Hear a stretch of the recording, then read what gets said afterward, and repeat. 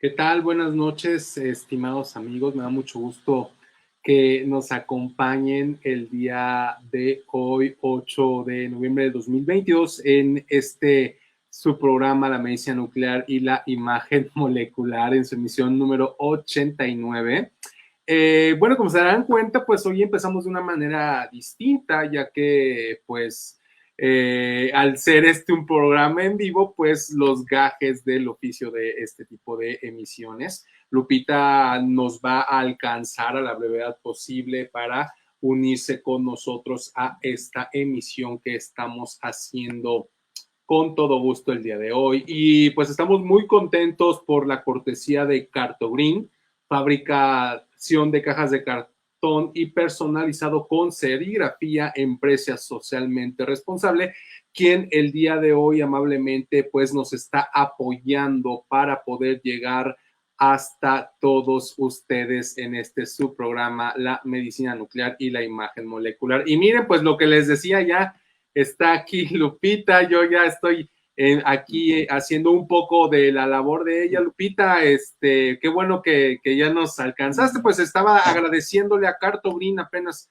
al principio del programa por su cortesía, Lupita. Y bueno, ya que estás aquí, pues, Lupita, no suplanto más tus funciones que también haces tú.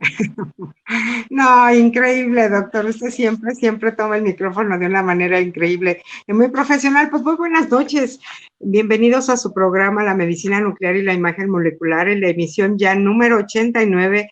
Encantados, encantados, de verdad, apenas sí podemos creer. Pero bueno, estos gajes de la tecnología a veces nos quedan mal. Pero bueno, pues como les decía el doctor, hoy es martes 8 de noviembre del año 2022, encantadísimos de tenerlos con nosotros un programa más y desde luego Cartogreen, muchas gracias por tu gran cortesía, una mujer totalmente comprometida, una empresa 100% mexicana y desde luego socialmente responsable. Y hoy le interesó mucho el tema porque ella pues desde luego tiene muchos empleados masculinos, pero también femeninos y muy comprometida con la salud de todos ellos. Y bueno, pues esta es la barra de la medicina educativa. Gracias a todos ustedes por escucharnos y acompañarnos cada semana. Y bueno, el tema de hoy, doctor, pues estamos en el mes del cáncer de próstata. Así es de que hoy vamos a tocar el punto cáncer de próstata. ¿Qué pacientes son candidatos a tratamiento LU 177 PSMA? Así es de que con ello la bienvenida al doctor Iván Díaz Meneses, nuestro experto titular del programa La Medicina Nuclear y la Imagen Molecular. Así es de que bienvenidos todos. Doctor, muy buenas noches. ¿Cómo está? Bien, Lupita, pues bueno, reiniciamos con lo del programa. Muchas gracias. Programa 89, nos da mucho gusto. Y fíjate que ahorita que estabas mencionando un poquito de Cartogreen, a mí y a nosotros en general nos da mucho gusto que este espacio, este foro, esta voz que tenemos a través de este programa esté llegando no solo a pacientes, no solo a la comunidad y al gremio médico, sino que estamos teniendo un alcance más amplio, que es la idea precisamente que hay detrás de un programa de divulgación científica y específicamente un programa de divulgación de la medicina nuclear y la imagen molecular. Nos da mucho gusto que entusiastamente estas empresas como Cartogreen se unan, porque finalmente estos temas pues son temas del interés general, como bien lo dijiste, ¿no? Es el cáncer de próstata, uno de los tumores más frecuentes en los hombres, exclusivo de hombres, por supuesto, y pues es un problema que se tiene que atender. El cáncer de próstata es una afectación bastante prevalente, es decir, que muchos hombres no solamente se mueren de cáncer de próstata, sino que muchos hombres viven con el cáncer de próstata, o sea, aprenden a vivir con ello, ¿no? Y el saber esto y el exponerlo de una manera clara, entendible, sencilla, amena, pues nos permite que las personas tomen conciencia de esto. Y por eso te comento, nos da mucho gusto que entes empresariales, entes industriales, entes de la sociedad civil, por supuesto académico, médico, se estén sumando a esta comunidad cada vez más grande que nos reúne todos los martes a las 9 de la noche nuestras emisiones de la medicina nuclear y la imagen molecular, como siempre, o como la gran mayoría de las veces, totalmente en vivo, lo pueden comprobar, transmitiendo a todo el mundo desde la Ciudad de México en idioma español, Lupita. Y pues muchas gracias por estar nuevamente aquí con nosotros en este programa que hace conmemoración de este mes en donde pues mundialmente unimos esfuerzos la comunidad médica, la sociedad, para que demos a conocer más acerca del cáncer de próstata, en qué edades se da más, qué opciones de tratamiento tienen los pacientes pueden vivir y sobrevivir con cáncer de próstata, llevar vidas dignas, cómo se diagnostica, etcétera. Y bueno, pues nosotros específicamente hablamos de lo que tiene que ver con la medicina nuclear y la imagen molecular, que es mucho, Lupita, ha habido grandes avances en esta área. Así es, doctor. Por eso todo el mes de noviembre estará usted platicándonos de la importancia de estos síntomas, de estas grandes alertas que muchas veces lo dejamos para después y es muy, muy importante considerarlo. Y algo muy importante, que las empresas mexicanas se sumen a este gran compromiso de la salud con su plantilla laboral. Y bueno, pues todo esto es gracias a toda esta gran idea y perseverancia del doctor de llegar de una manera pues muy práctica, con un lenguaje muy claro a toda la sociedad civil y público en general. Esto nos permite tener esta cercanía con el doctor y bueno, pues muchísimas gracias, porque gracias a todo ello pues hemos llegado a 89 programas y desde luego pues muchas peticiones de temas hacia el doctor, pero recuerden, vamos a estar en el mes de noviembre platicando cada martes, cada semana, de un tema diferente relacionado con el cáncer de próstata. Y pues gracias a todos ustedes, seguimos al aire. Las efemérides, doctor, pues este mes de noviembre, mes mundial del cáncer de próstata. El 8 de noviembre, Día del Radiólogo, felicidades a todos ellos. 14 de noviembre, Día Mundial de la Diabetes, que es otra de las enfermedades que aquí el doctor en algún momento ha platicado. Y nos vamos rápidamente a saber quién es el doctor Iván Díaz Meneses, que ustedes ya algunos lo conocen, pero para quien no, platicamos quién es.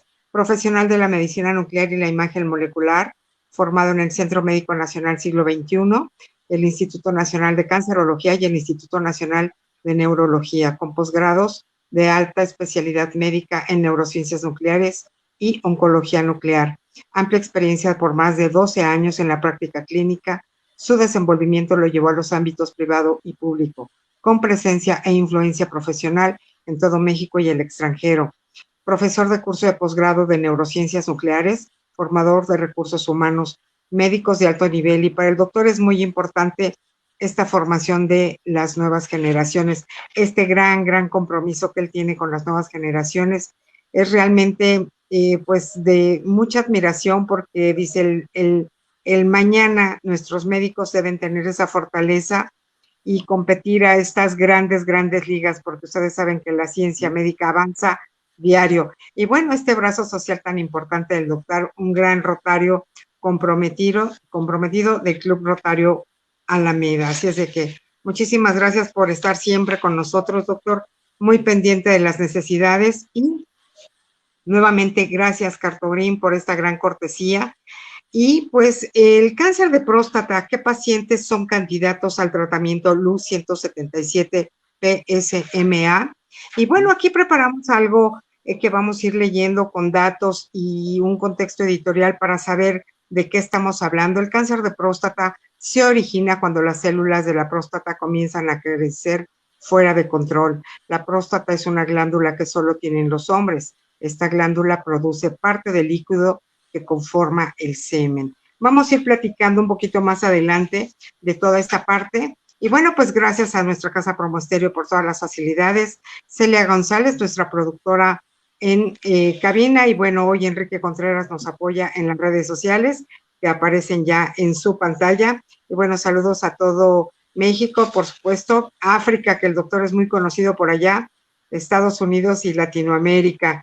Y bueno, pues recuerden que todo esto que ustedes escuchen en nuestro programa lo pueden encontrar a través del podcast, y también cualquier estudio que ustedes requieran de medicina nuclear, comuníquense con nosotros al 5510-640164 y el equipo del doctor Díaz Meneses con muchísimo gusto los vinculará en su estado o el gabinete más cercano. Y bueno, nos vamos directo al glosario de conceptos, doctor. La castración, una palabra fuerte, pero necesaria que hay que hablarla. Sí, Lupita, mira, todo depende de cómo se exponga, ¿no? Cómo se mencione, sin caer en eufemismos ni en infantilismos. ¿Y por qué es importante en el contexto del cáncer de próstata? Porque precisamente este fenómeno o esta circunstancia es un parteaguas en la toma de decisiones de tratamiento de los pacientes con cáncer de próstata. Por eso lo queremos tocar en este primer programa de cáncer de próstata, porque es un concepto bastante importante. La castración, bueno, su acepción o su definición o su concepto más difundido, más popular, pues es cuando a un hombre, a un varón, pues de alguna manera se le extirpan los órganos genitales, las gónadas masculinas, ¿no? Lo que nos da la virilidad. Estamos hablando de los testículos. Los testículos son órganos importantes, obviamente, como la próstata, que solamente tenemos los hombres, las mujeres no. El contraparte biológico de los testículos en las mujeres pues, son los ovarios, ¿no? Entonces, los hombres tenemos testículos y esos testículos producen algunas sustancias químicas, moléculas, hormonas en específico, que hacen que los seres humanos del género macho o del género masculino o del género hombre, si lo quieren ver de esta manera, nos desarrollemos como hombres, como el macho de la especie. Entonces, el cáncer de próstata o las células de la próstata pues tienen una dependencia o tienen una interrelación muy importante con los productos hormonales que producen los testículos. El principal producto hormonal es la testosterona. Entonces, regresando un poquito, nuestra primera definición y más básica es la ausencia de los testículos, ya sea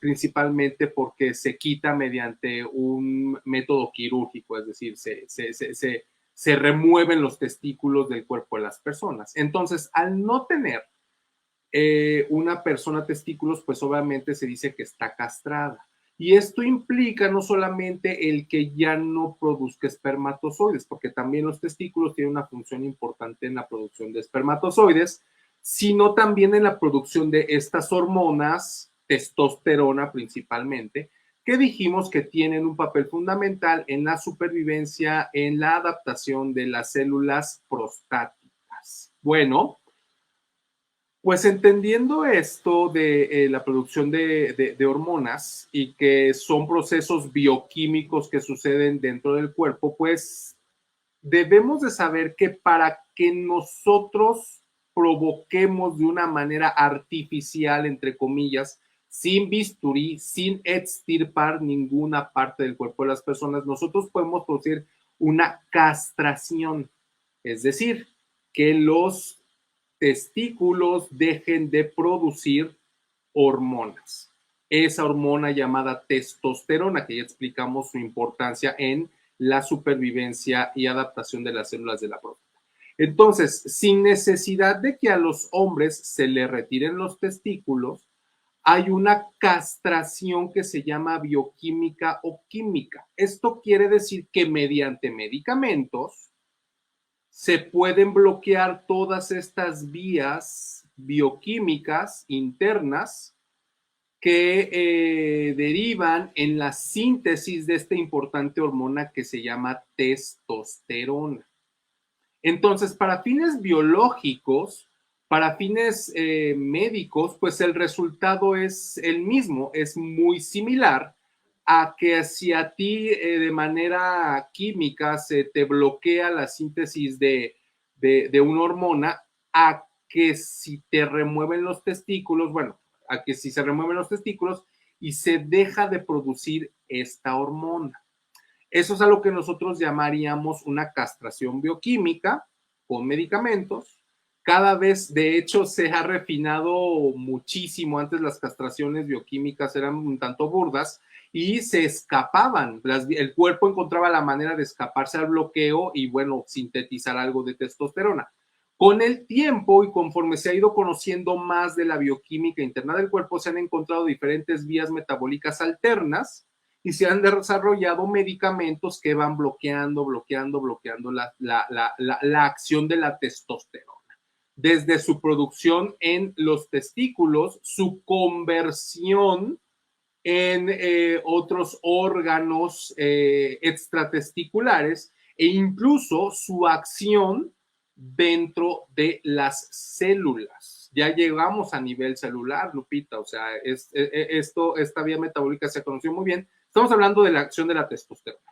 Entonces, pues la castración no es una palabra que sí a lo mejor suena fonéticamente un tanto agresiva, pero bueno, explicada de esta manera, pues es un concepto muy útil que nuestros estimados audioescuchas, nuestra estimable audiencia, les va a servir mucho para entender por qué es importante este concepto de la castración, porque como les decía, marca un parteaguas en cómo los pacientes con cáncer de próstata son tratados, Lupita. Y eso es pues un concepto, creo yo, bastante entendible de cómo podemos entender la castración. Así es, doctor, y es un tema que definitivamente no se habla y cuando llega el momento, después de un proceso, yo creo que si la gente se encontrara un poquito más informada, más preparada para recibir esta información, porque finalmente, pues son procesos que uno va teniendo tal vez a lo largo de la vida. Hay gente que no, pero hay gente sí. Me gustaría empezar, doctor, con la primera pregunta. ¿Todos los pacientes con cáncer de próstata responden igual a los tratamientos? Es una pregunta muy importante, Lupita. El cáncer de próstata ya dijimos, a ver, es un tumor bastante frecuente, es el tumor más frecuente en hombres, no es el que causa más muerte entre los hombres. Bueno, cuando nosotros no tomamos en cuenta los tumores de la piel, los cánceres de la piel, el cáncer de próstata es el más frecuente entre los hombres en todo el mundo. Bueno, entonces por eso es importante, nada más de entrada, por eso es importante. La contraparte en este mundo oncológico en las mujeres, pues es el cáncer de mama, del cual, bueno, pues se dedicó el mes de octubre para la concientización del cáncer de mama. En el hombre es el cáncer de próstata. Como lo dijimos en, los su ocasión cuando hablamos de cáncer de mama, pues también tenemos que decir que el cáncer de próstata también tiene un comportamiento biológico, bioquímico, celular, molecular, heterogéneo.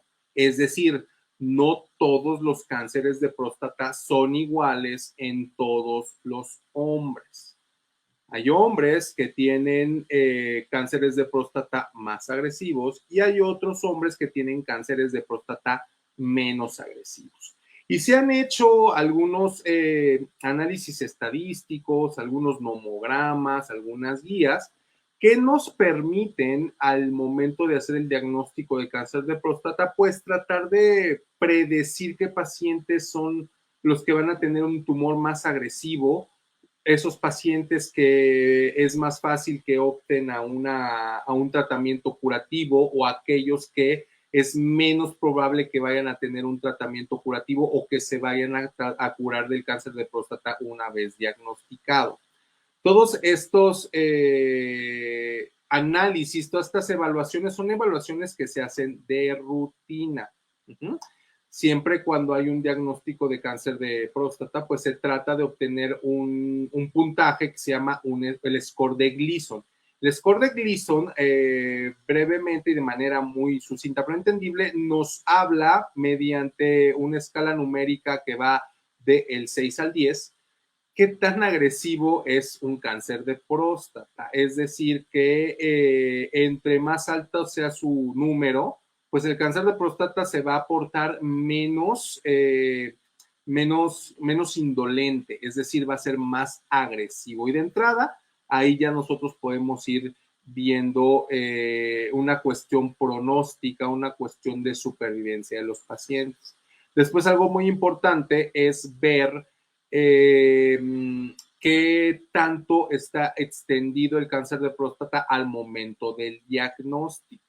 Aquí hay algo muy interesante, Lupita. Hay algo que quizá lo vamos a tocar en otro programa, pero el diagnóstico es muy, muy importante.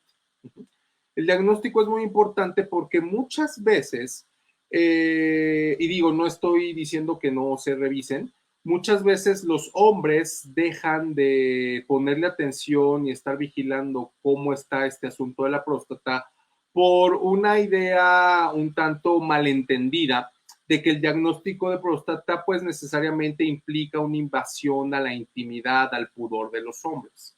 Y si bien es cierto que esa fue una práctica muy útil que ayudó a detectar muchos cánceres en el pasado y que sigue teniendo vigencia, por supuesto, las personas deben de entender que no es la única manera de hacer diagnósticos tempranos. Precisamente con el advenimiento de los adelantos de la medicina nuclear y la imagen molecular, ahora los hombres, pues tienen más opciones para complementar sus opciones de diagnóstico temprano de cáncer de próstata.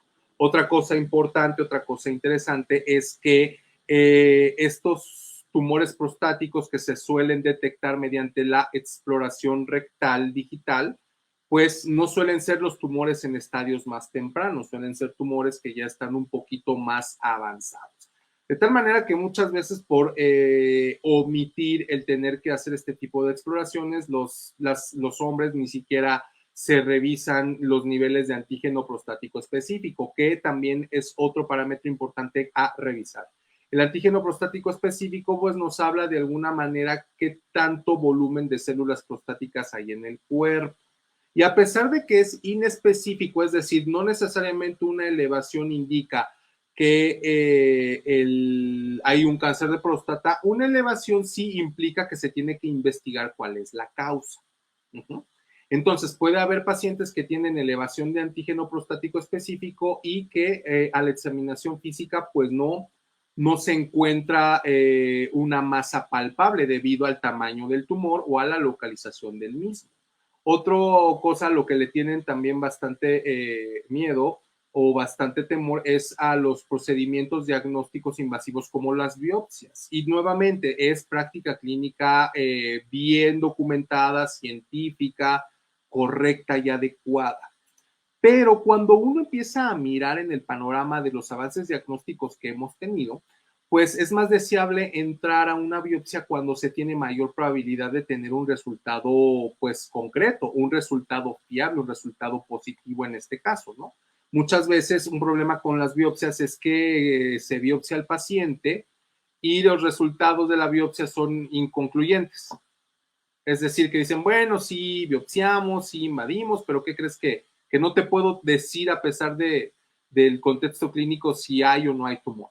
Entonces, eso es algo importante que tenemos que tomar en consideración, que a pesar de que son procedimientos rutinarios valiosos y que se deben de seguir utilizando, no por eso hay que soslayar los nuevos avances que tiene la medicina nuclear y la imagen molecular para coadyuvar en el diagnóstico temprano de los pacientes de cáncer de próstata. Bueno, pero ya me desvié un poquito. Entonces estábamos diciendo que no todos los pacientes tienen el mismo tipo de tumor, o sea, hay tumores que son más canijos y hay tumores que pues son menos agresivos, que se pueden equiparar como vivir con una enfermedad crónica degenerativa. Esos tumores que son de bajo riesgo, de bajo grado, los pacientes pueden vivir con el tumor, cuando no tienen un intento curativo, pueden vivir con el tumor y finalmente coexistir con él, es decir, como si fuera una enfermedad equiparable a tener diabetes o a tener hipertensión o a tener asma, por decir algo, ¿no? O sea, son enfermedades que el cuerpo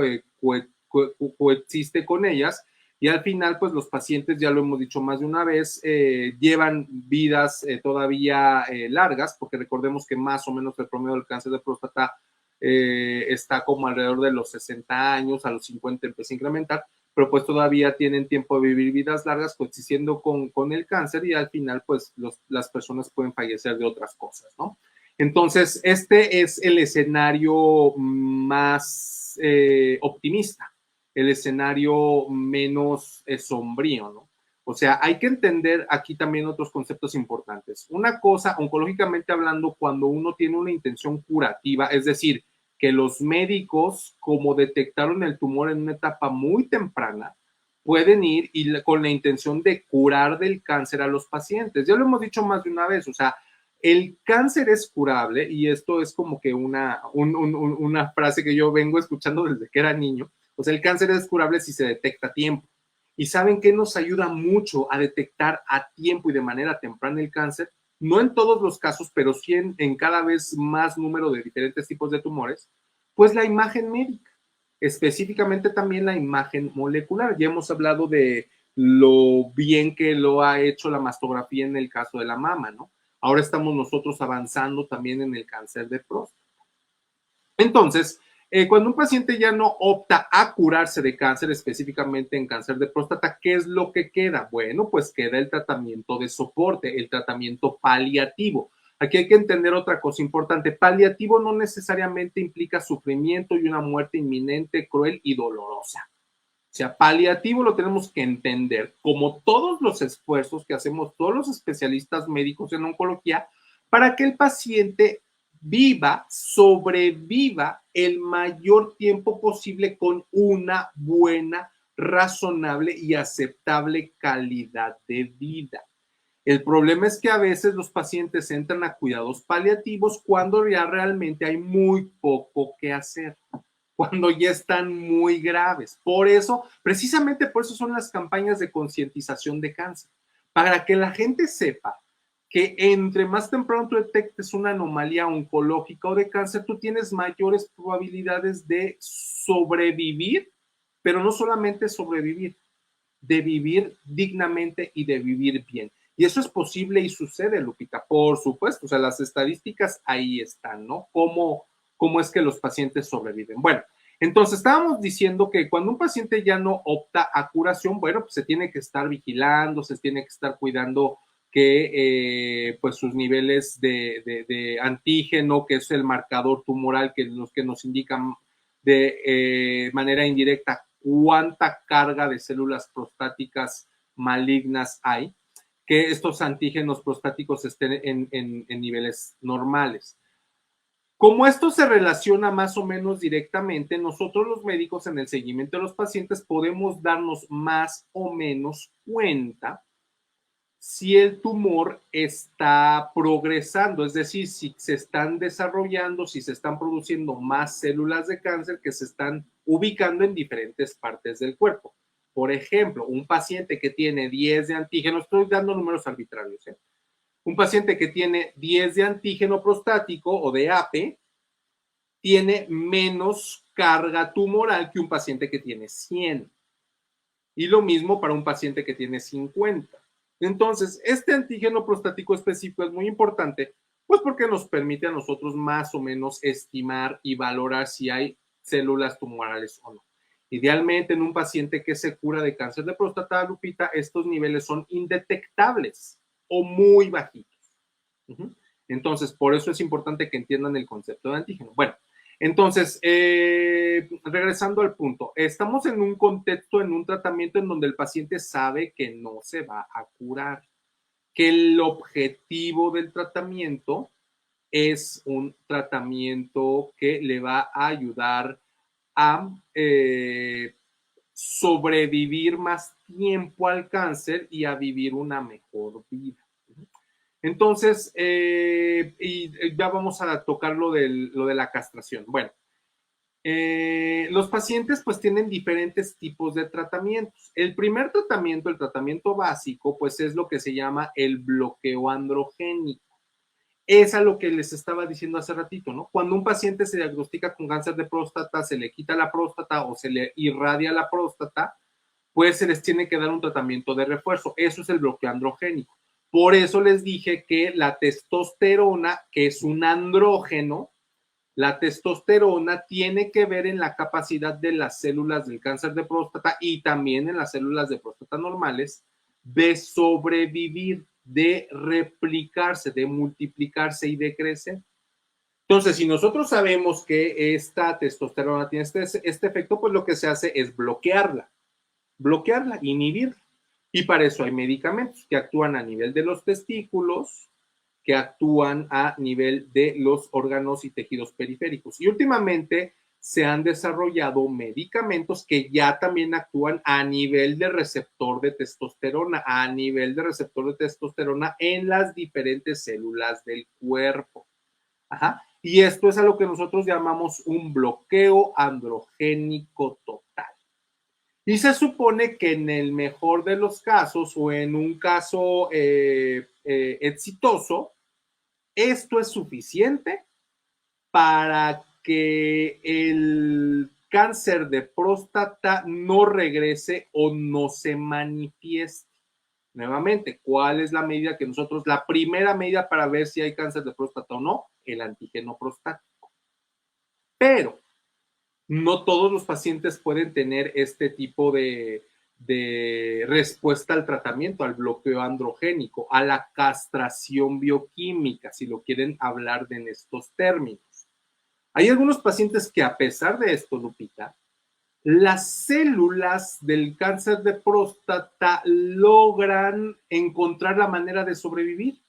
Es decir, por diferentes mutaciones o por diferentes mecanismos moleculares, encuentran la manera de sobrevivir a la privación de testosterona, a la privación de andrógenos. Y estos tumores ya empiezan a ser más agresivos, ya empiezan a hacer cosas más atípicas, como progresar, como sobrevivir. Entonces, a un paciente en el cual nosotros evidenciamos que a pesar de que está con un bloqueo androgénico total o con una castración bioquímica, antes incluso, digo, yo creo que esta acotación es interesante, antes incluso sí se proponía a algunos pacientes, y creo que todavía se hace, se les propone a los pacientes la extirpación de los testículos, obviamente pues, con técnica quirúrgica bien científica, técnica quirúrgica especializada de urología. Bueno, entonces, a pesar de que cuando a un paciente tiene cáncer de próstata y este cáncer de próstata sigue avanzando, sigue invadiendo, sigue creciendo, a pesar de este bloqueo, ahí viene este concepto muy importante que se llama castración resistente, metastásico. Metastásico quiere decir que ya no solamente está en el lecho original de donde se localiza la próstata por debajo de la vejiga y por delante del recto, sino que ya se extendió a los ganglios, ya se extendió a los huesos, a lo mejor al pulmón, a veces al cerebro, al hígado, a otras partes del cuerpo. Eso quiere decir metastásico, que se está expandiendo. Entonces, estos pacientes obviamente ya no responden a un bloqueo androgénico, a una castración bioquímica. Estos pacientes ya tienen que tener alguna modalidad adyuvante o tienen que tener algún tipo de ayuda al tratamiento estándar que ya se les empezó a dar. Y el tratamiento estándar que se les da a estos pacientes, pues básicamente son dos. Uno es con un tipo de medicamentos que se consideran o que son quimioterapia que se llaman taxanos, que lo que hacen es afectar cómo es que las células se replican. Adentro de las células hagan de cuenta que es como el esqueleto de las células. Hay unos tubitos que ayudan a que, eso le ayuda a dar andamiaje, le ayuda a dar transporte a las células. Los tubitos son muy importantes. Pero al momento de que una célula se replique, esos tubitos son muy importantes porque ayudan a organizar de una manera coordinada cómo es que las células se parten en dos, se dividen. Entonces, cuando uno afecta esos tubitos, las células no pueden replicarse. Y entonces se manda la señal de muerte celular que se llama apoptosis. Bueno, entonces, estos medicamentos taxanos, pues sí, en algunos pacientes pacientes con cáncer de próstata llegan a producirles un beneficio clínico, es decir, pues hacen que el tumor que se está expandiendo, que está progresando a pesar del bloqueo, se detenga.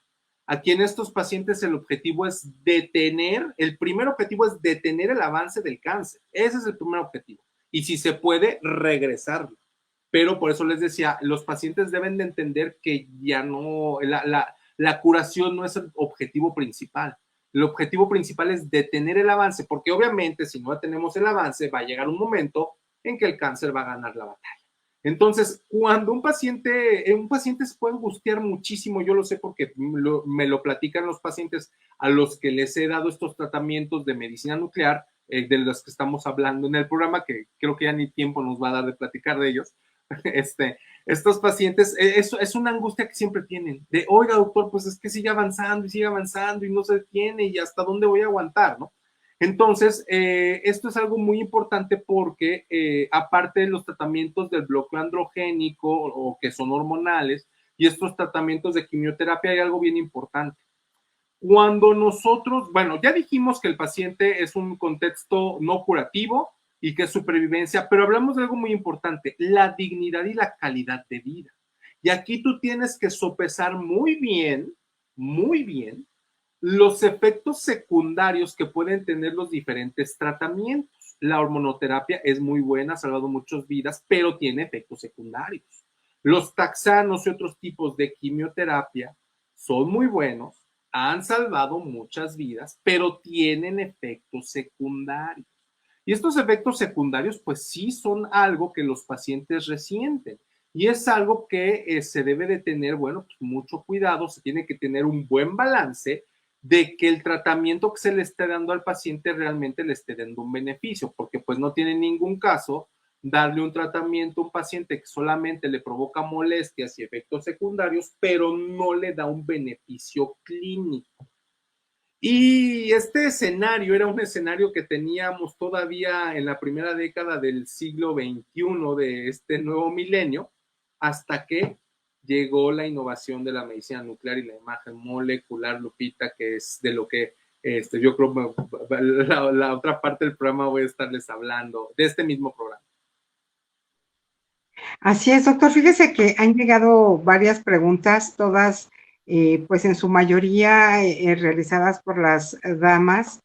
Dice, doctor, si la innovación ha permitido crecer tanto en la parte de la medicina nuclear y la imagen molecular, ¿esto permitiría eliminar la biopsia? A mi esposo fue una de las peores experiencias que le sucedió, una biopsia muy bien realizada, pero muy dolorosa. Otra pregunta muy constante, ¿debe ser forzosamente el estudio tradicional y el estudio de sangre? Porque a mi esposo le hicieron el estudio de sangre y salió normal, pero a la hora de hacer el estudio tradicional a través del tacto, la próstata estaba demasiado inflamada. Y esta parte de los accesos a la castración en las partes más alejadas, por ejemplo, en los hospitales de segundo nivel, no lo realizan hasta llegar a un hospital de tercer nivel. Son de las preguntas más, pero más recurrentes que tenemos, doctor. Si usted nos hace favor de hacer algún comentario, sí. ¿Esta parte de la innovación no sustituye la biopsia? Mira, esto es muy importante. La biopsia es insustituible. ¿Por qué? Pues porque la biopsia nos permite ver las células microscópicamente. ¿Cuál es el punto? Que bueno, sí entendemos que la biopsia puede ser algo bastante intimidante, por supuesto, y no es y supongo que no es una experiencia agradable. Pero aquí hay un punto, Lupita. Cuando un paciente se somete a biopsia, tiene que ir a la segura. Porque finalmente en el caso que me estás platicando, bueno, pues sí dio un resultado diagnóstico. Pero te imaginarás que hay pacientes que los biopsian y no tienen, a pesar de la invasión, a pesar de la biopsia, no tienen un diagnóstico. Entonces, eso es algo que se puede evitar en los pacientes. Es decir, no es lo mismo entrar a biopsiar de una manera dirigida, de una manera en donde tú tengas mayores probabilidades de que tu biopsia sea exitosa, a que tú vayas a biopsiar con una incertidumbre de éxito.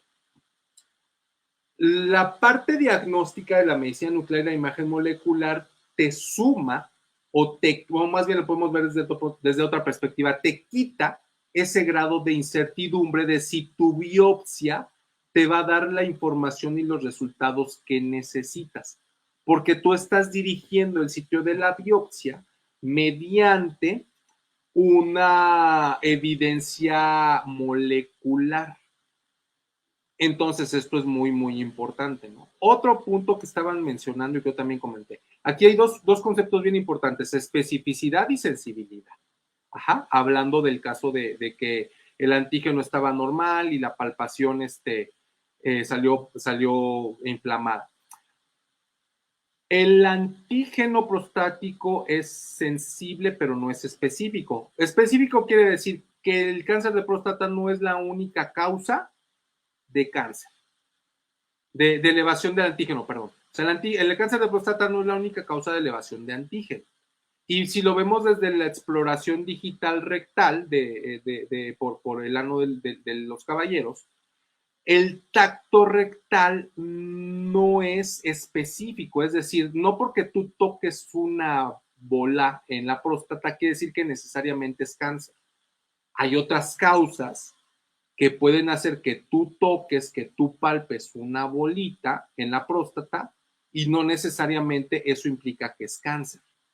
Entonces, esas cuestiones de incertidumbre, de estar seguros si lo que yo estoy tocando es cáncer o no, o de estar seguros de si esta elevación del antígeno prostático es cáncer o no, esa incertidumbre antes era insalvable, Lupita, porque no había las innovaciones tecnológicas de la medicina nuclear y la imagen molecular que ya hay ahora en estos días aquí en México, aquí con nosotros. Entonces, al tú tener una batería más amplia de investigación, cuando ya se ejecutan acciones como decidir hacer una biopsia transrectal, tú ya vas más a la segura de que vas a saber de que vas a tener un resultado. La biopsia oncológicamente, Lupita, y esto para que quede claro, no se va a sustituir en cáncer de próstata. Las biopsias se tienen que seguir haciendo porque hay cosas que solamente podemos saber con una biopsia, que no se pueden saber de otra forma, como lo que les estaba yo comentando del score de Gleason. Esas son cosas que no se pueden saber de otra manera si no es con biopsia. Entonces, las biopsias se van a seguir haciendo. Aquí el punto es que uno ya puede optar por tener una perspectiva antes de invadir al paciente, de tener un resultado de biopsia, una respuesta por la biopsia contundente. Porque créanlo o no, un problema de la biopsia es que a veces no da resultados. O sea, a pesar de que se biopsia, a veces por errores de muestra, a veces porque la muestra es insuficiente, a veces pasan esas cosas. Imagínate que el tumor no es tan grande, es pequeñito y se hace un sampleo, un muestreo de donde precisamente no hay tumor. Entonces, es ese tipo de problemas, ¿no? Que ya vamos nosotros afinando cada vez más para tener diagnósticos más precisos, ¿no? Y regresando a lo del antígeno y el tacto positivo, pero que no fue cáncer, pues sí puede pasar, o sea, son cosas que pasan, ¿no? Eso es algo que también podemos ir viendo con contexto clínico. O sea, es muy importante que todo esto, Lupita, como lo dije, no sustituye una cosa a las demás cosas, las potencia, las fortalece y se tienen que ver en su conjunto. No es de que, bueno, ya llegó esto y va a sustituir a todo lo demás. O sea, no. Aquí es tener diagnósticos más precisos. Y lo otro, pues sí, desafortunadamente, como estos manejos hormonales se consideran de especialidad y a veces de alta especialidad, pues en los hospitales de segundo nivel, pues no hay la especialidad de oncología o no hay la especialidad de urología. Entonces es por eso que este tipo de tratamientos pues se encuentran específicamente en hospitales de tercer nivel, Lupita. Así es, doctor. Pues tenemos todavía un poquito más de tiempo, además que nos conectamos un poquito después. Desde luego agradecer a Cartogreen esta gran cortesía de un tema tan, tan importante. Y antes de pasar a las noticias, le vamos a dejar al doctor Iván Díaz Meneses, médico nuclear, titular de este espacio radiofónico, dos preguntas que también fueron de las más recurrentes. Desde luego, ¿qué estudios pueden realizarse antes de llegar a la biopsia, si existen de medicina nuclear y si existen realmente estos falsos positivos en los diagnósticos? Y bueno, dejamos estas dos preguntas en el aire para el doctor. Mientras tanto, nos vamos a las noticias, que tenemos varias muy, muy importantes que nos dará el doctor. Desde Sí, luego, mira, este congreso. yo creo que podemos desde ahorita decir que vamos a hacer una segunda parte de este tema, porque es claro que no vamos a terminar en el tiempo que nos queda, ¿no? O sea, los invitamos a que la próxima semana nos escuchen en la segunda parte. Va a estar muy interesante. Pues sí, Lupita, de noticias, pues, bueno, ya la próxima semana vamos a tener la reunión del colectivo Medicina Nuclear MX. ¿Por qué me gusta a mí hablarles de esto? Porque finalmente aquí nosotros estamos en una charla muy amena, muy a gusto. Y yo les digo que las innovaciones de medicina nuclear, esta alta tecnología médica, pero pues esto lo tenemos que hacer realidad, Lupita. O sea, sí está muy padre que la ciencia haya desarrollado esto, sí es genial que la tecnología se esté utilizando en otros países, pero nosotros como comunidad, como gremio de médicos nucleares mexicanos, aliados y en mancuerna con la industria, con la empresa, pues somos los encargados de traer estos beneficios de la medicina moderna, de la medicina nuclear, a los pacientes aquí a México. Esa es la idea, por eso es importante hacerlo todo esto de manera holística y por eso son importantes estas reuniones, porque en estas reuniones pues platicamos acerca de cómo podemos hacer para que un paciente mexicano que lo necesite y que no pueda viajar al extranjero pueda tener acceso a este tipo de tecnologías, a este tipo de tratamientos de medicina nuclear e imagen molecular. Entonces, por eso me da mucho gusto decirles que, bueno, pues ya vamos a tener nuestra tercera reunión del colectivo Medicina Nuclear MX, en donde pues se tratan temas importantes, ¿no? La idea es que los temas que tratemos impacten de manera positiva en la sociedad, en los médicos nucleares, en los médicos que envían a sus pacientes con nosotros, en los pacientes, en los familiares, en la sociedad en general. Entonces, por eso es muy importante y me da mucho gusto informarles que, bueno, seguimos teniendo estas reuniones, que el colectivo sigue convocando a cada vez más médicos nucleares, a cada vez más personas interesadas en que esto de la medicina nuclear y la imagen molecular siga teniendo un avance en nuestro país desde la iniciativa privada, ¿no? Porque creemos que desde el punto de la iniciativa privada podemos avanzar de una manera más rápida, de una manera más amplia, que, bueno, pues simplemente esperar a que la administración de gobierno lo haga.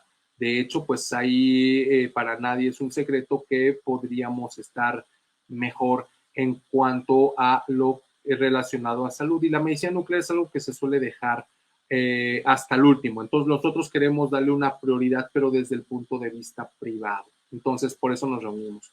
Otra cuestión importante pues es que ya estamos a punto de conocer cuántos médicos nucleares nuevos se van a sumar para el curso de residencias. Entonces es importante porque pues también nosotros desde el colectivo y desde este tipo de programas queremos nosotros incentivar y motivar a los mejores médicos mexicanos para que vengan y se interesen en esta especialidad, que una vez que la entiendes, una vez que la conoces y ves el impacto que tiene sobre las personas, te gusta mucho. Bueno, a mí me gusta mucho. Es una especialidad muy interesante. Y otra cosa, otra noticia importante, Lupita, es decirles que pues ya estamos próximos a estrenar consultorio fijo en el Hospital Ángeles Acoxpa, donde voy a dar mi consulta de medicina nuclear, mi consulta de terapia con radionúclidos en el hospital. Ya yo creo que la próxima semana ya les daré más detalles, pero pues ya vamos a tener el consultorio fijo ahí en el hospital, en donde, pues, como Lupita lo dice, ¿no? ¿A dónde los direccionamos? Bueno, pues ahora ya vamos a tener otro punto de contacto, aparte de mis asistentes que están al otro lado del teléfono. Bueno, pues también ya vamos a tener un punto específico en el mapa, en donde ahí me va a dar mucho gusto recibir a todos los pacientes para consulta de terapia con radionúclidos y de medicina nuclear, Lupita. Entonces, esas serían las noticias que tenemos para nuestra amable audiencia. Así es, doctor. Y algo muy importante que debemos resaltar es la visibilidad que el doctor ha considerado caminar de la mano, esta gran vinculación del especialista con la industria, porque a final de cuentas ni uno ni otro puede caminar solo. Esto es algo muy importante que se debe resaltar. El porqué del colectivo, bueno, a final de cuentas, esto tiene que ser un trabajo en equipo, así como siempre les digo yo, los médicos dicen esta gran palabra, somos un equipo multidisciplinario para llegar a un diagnóstico. De la misma manera, esto es un equipo de trabajo que es la industria de la mano con los especialistas. Así es de que ya les contaré el doctor la próxima semana, que fue todo un éxito, desde luego, esta tercera reunión del colectivo Medicina Nuclear MX. Y bueno, doctor, dejamos caminar esta siguiente pregunta, que es muy, muy importante, sumando la pregunta del segundo y tercer nivel de los especialistas o de los hospitales. ¿Cómo se encuentra México en lo que respecta a estos tratamientos innovadores para el cáncer de próstata?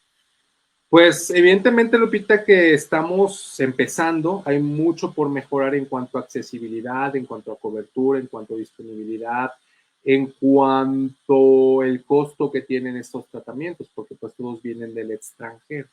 Entonces, digamos que estamos empezando y que somos muy entusiastas y que, bueno, pues tenemos que empezar por hacer que, ahora sí, como dijera el dicho, que todo México se entere, que sepan que, bueno, pues se cuenta con este tipo de tratamientos en el país. Y algo importante que no quiero dejar de comentar, porque si no nos van a decir nuestros escuchas, bueno, doctor, el título del programa no habló de eso. Entonces, como antesala al próximo programa que vamos a tener, Lupita, pues, ¿qué pacientes son candidatos? Bueno, pues ya dijimos que esos pacientes que ya no están en un intento curativo. O sea, los pacientes ya saben que el objetivo es prolongar su supervivencia y que vivan bien, o que vivan razonablemente bien. Segundo, que estos pacientes estén progresando a pesar del bloqueo hormonal. Esto es importante que los pacientes lo entiendan. O sea, los pacientes tienen que saber qué es el bloqueo hormonal. A ver, los pacientes tienen que saber qué están tomando y tienen que saber qué les están dando sus médicos. Generalmente el bloqueo hormonal lo da el urólogo, generalmente, pero no siempre. Y a veces, bueno, se puede auxiliar otro especialista. Pero el bloqueo hormonal es el primer tratamiento. Entonces, los pacientes deben de saber si están recibiendo bloqueo hormonal o no. Y si ese bloqueo hormonal es completo o no, nuevamente, si su bloqueo androgénico es total o no. Entonces, si a pesar de que ustedes estén teniendo un bloqueo androgénico hormonal con medicamentos, es decir, la castración bioquímica, si a pesar de eso, o la castración física, porque hay pacientes que sí se les extirpan los testículos, si a pesar de eso, su cáncer sigue avanzando, es decir, ustedes van viendo cómo cada mes o cada tiempo que se hagan los estudios de antígeno prostático, ven que se eleva y se eleva y se eleva, a pesar de que la testosterona esté bien inhibida, a pesar de que estén bien bloqueados, eso a usted ya lo hace un paciente castración resistente. Eso es lo que quiere decir castración resistente o cáncer de próstata resistente a la castración. Y si aparte ese cáncer se está extendiendo a diferentes partes del cuerpo, es decir, es metastásico, es decir, ya está en los huesos, ya está en los ganglios, ya está en los pulmones y aparte se ha extendido, eso a usted lo hace candidato a la terapia con lutecio 177 PSMA. Eso es lo que significa LU 177. Significa lutecio 177 PSMA. Eso usted lo hace candidato. Y es ahí, como les comentaba, ya tenemos un punto en donde podemos tener la consulta o el asesoramiento de terapia con radionúclidos para ver si su caso en particular a usted lo hace candidato a este tipo de tratamiento. Estos tratamientos se dan en un contexto de la multidisciplinariedad, es decir, que un paciente como usted, que ya es complicado, que ya es un caso que no es sencillo, no solamente lo voy a ver yo como médico nuclear, sino que lo vamos a ver un grupo. Lo va a seguir viendo su urólogo, lo va a seguir viendo su oncólogo médico, pero aquí se puede agregar el tratamiento de medicina nuclear e imagen molecular y ha dado muy buenos resultados en otras partes del mundo. Entonces, eso es la respuesta a la pregunta del título del programa, ¿no? Un paciente que tiene un cáncer de próstata que es resistente a la castración y que aparte es metastásico.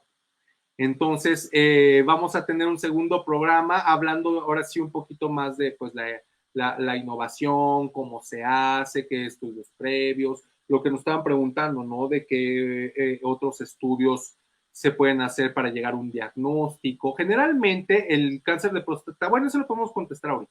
El cáncer de próstata empieza con una recomendación de screening o una recomendación de vigilancia, es decir, tú te haces una determinación de antígeno prostático específico a partir generalmente es de los 50 años. Si tú o si alguno de tus familiares, tu papá o tu hermano, tu abuelo, sabes que le dio cáncer de próstata, pues se recomienda que empieces a los 45.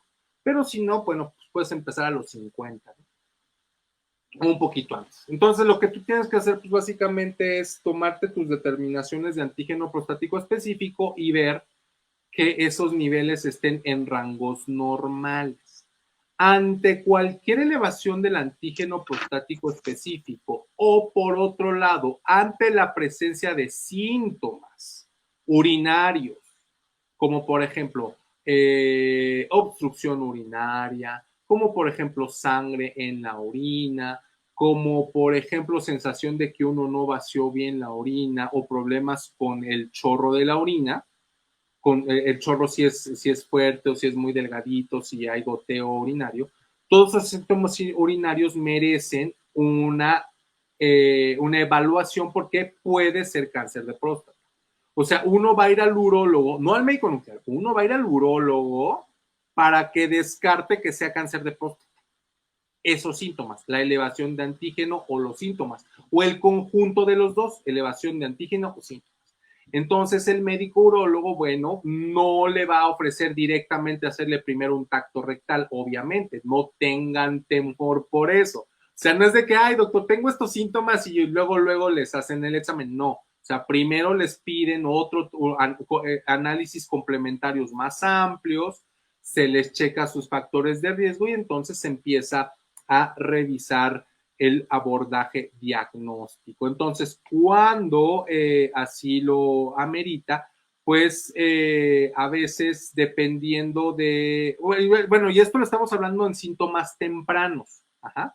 Hay niveles del cáncer de antígeno prostático específico que de entrada ya son diagnósticos de cáncer o que son muy confirmatorios de cáncer, ¿no? Por ejemplo, que tengas 50 de cáncer o que tengas 30 de antígeno prostático o 30 de antígeno prostático. Entre más elevado es el antígeno y entre más edad va teniendo la persona, pues es más probable que sea cáncer. Por eso es importante empezar con el screening. O sea, hay diferentes algoritmos diagnósticos para hacer este diagnóstico. O sea, no de entrada se hace primero la biopsia. O sea, la biopsia es como que el paso final. La biopsia es el paso final y antes de eso, pues bueno, se hacen los análisis de sangre, el interrogatorio, los análisis de orina, se pueden hacer estudios de imagen, como resonancia magnética, quizá ultrasonido. De requerirse, se puede hacer también el estudio de medicina nuclear de imagen molecular, el PET o el SPET con radiotrazadores de PSMA, pero bueno, todo eso se va haciendo de manera ordenada. Ahora bien, esa es una manera en que puede llegar un paciente. Hay otros pacientes que se diagnostican una vez que se obstruyeron. O sea, hay pacientes que han tenido las molestias, ¿no? Y bueno, pues no se toman el antígeno. Entonces sucede que un día tienen problemas muy severos para orinar y se tapan. El paciente dice, es que ya no pude orinar y tienen que ir a urgencias para que los destapen, para que puedan orinar, porque pues, se imaginarán que la orina se va acumulando y el motivo de que se tapan es que la próstata creció y como hay un tubito que va de la vejiga hacia el pene por donde orinamos, si ese tubito crece o se inflama, pues tapa el agujero de salida y eso hace que se tapen los pacientes, que ya no puedan orinar. Entonces tienen que ir a urgencias y a veces les ponen una sonda y con la sonda pues ya se destapa, ¿no? O a veces ni con la sonda y entonces los pacientes tienen que ir al urólogo para que el urólogo les haga un legrado o una raspa, así es como se dice en términos coloquiales, una raspa, raspar o un legrado, el término correcto es un legrado, del interior del canal de la uretra y eso alivia la obstrucción, pero es una práctica rutinaria que el producto que se saca de ese legrado, o sea, todo lo que se raspa, se tiene que mandar a analizar a patología. ¿Por qué? Porque tienen que ver si hay células de cáncer o no. Entonces, esa es una vía distinta de diagnosticar el cáncer. Obviamente, eso no es diagnóstico temprano, por obvias razones, ¿no? Pues porque el tumor ya creció mucho. Y ese muchas veces es el tipo de tumores que se pueden palpar con el tacto digital. O sea, la palpación es valiosa, por supuesto, pero no es perfecta. Hay tumores pequeñitos o hay tumores que están por delante de la próstata que no son accesibles al tacto rectal, es decir, que se les hace el análisis del tacto al paciente, no se siente un abultamiento, pero el cáncer ahí está. Entonces, esos son conceptos que se tienen que entender muy bien. Ajá. Y si tú tienes un antígeno prostático elevado con un tacto rectal negativo, pues es bastante razonable que te hagas un estudio de imagen. Puede ser una resonancia o puede ser un estudio de medicina nuclear e imagen molecular. Obviamente que todas estas asesorías se hacen de manera personalizada, pero a grosso modo así es, Lupita, como se hacen los diagnósticos o los diferentes estudios de diagnóstico que se hacen. En otras ocasiones, cuando se manda a analizar lo que se saca mediante el legrado, pues resulta que pues no hay células de cáncer, solamente son células inflamatorias, pero eso no descarta que el paciente tenga cáncer. Aquí es un poco engorroso que tendría que explicarlo con más detenimiento más adelante. Pero cuando uno hace un legrado, o bueno, cuando los urólogos hacen un legrado y patología dicen, ahí hay cáncer, bueno, eso ya es definitivo. Pero cuando hacen un legrado y sale y te dicen, bueno, es que no hay más que células inflamatorias, tú no tienes una certeza al 100% de que no tienes cáncer. No sé si me expliqué más o menos. Sí. Y para eso están todos los algoritmos y los protocolos diagnósticos, pero se tienen que hacer de manera, si bien hay guías, pues se tiene que hacer de manera personalizada.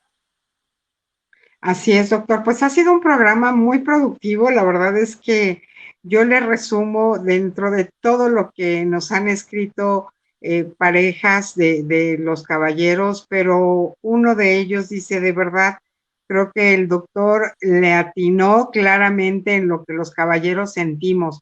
Sentimos una invasión, sentimos unos dolores terribles y esto del raspado que usted dice, estas ganas de orinar, pues esta parte de cuando son sometidos a la sonda, dice, cuando te lo hacen en los 5 sentidos es terrible. No sé si lo transmití bien, señor Vargas, pero usted así nos los pone, nos permitió decir su apellido y claro que continuaremos con este programa. El doctor, como yo se los he dicho, siempre ha sido muy accesible y desde luego estos temas tan sensibles van a seguir tocándose en el mes de noviembre y ustedes saben que el doctor no necesariamente necesita el mes conmemorativo, cuando hay necesidad se tocan. Y pues nos estamos despidiendo ya, nos pasamos un poquito, son 10 de la noche con 10 minutos desde la Ciudad de México. Este fue su programa La Medicina Nuclear y la Imagen Molecular. Este fue una cortesía de Cartogreen y hoy es martes 8 de noviembre del año 2022. Doctor, nos despedimos. Muchas gracias a todos por habernos escuchado. Nos vemos la próxima semana. Gracias, Cartogreen. Gracias, muy buenas noches. Hasta la próxima.